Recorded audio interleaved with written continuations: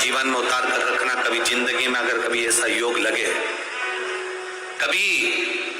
तुम्हारे जीवन में कभी ऐसा लगे, अब तो थोड़ी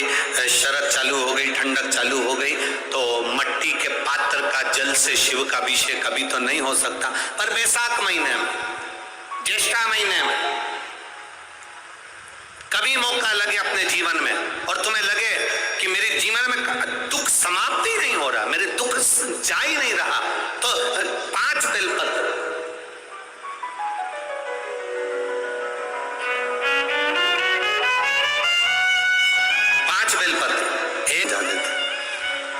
एक बेलपत्र जिसकी डंडी का भाग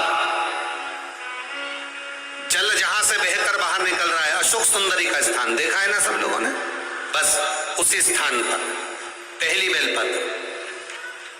दूसरी बेलपत्र पार्वती जी के स्थान पर, अर्थात जो जलाधारी है वहां पर। तीसरी बेलपत्र शंकर भगवान के शिवलिंग के सम्मुख में जहां आप बैठे हो वहां बैठकर डंडी का भाग विपरीत दिशा में रखकर, तीसरा बेलपत्र। चौथा बेलपत्र भगवान शंकर का जल जहां से नीचे गिर रहा है उस ओर सीधी बेलपत्र नीचे की ओर। और 5वीं बेलपत्र शंकर भगवान के अशोक सुंदरी के स्थान को छुआकर नंदी के पास रखकर, जो घड़े में जल है अर्थात मट्टी के पात्र में जो तुम जल लेकर गई हो, उस पात्र के जल से शंकर का अभिषेक कर देना,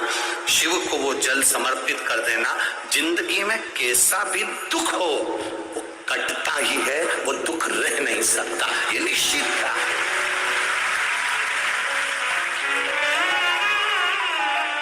कभी कभी आप लोगों ने नागपुर में ऐसा दर्शन करा कि नहीं करा, हमें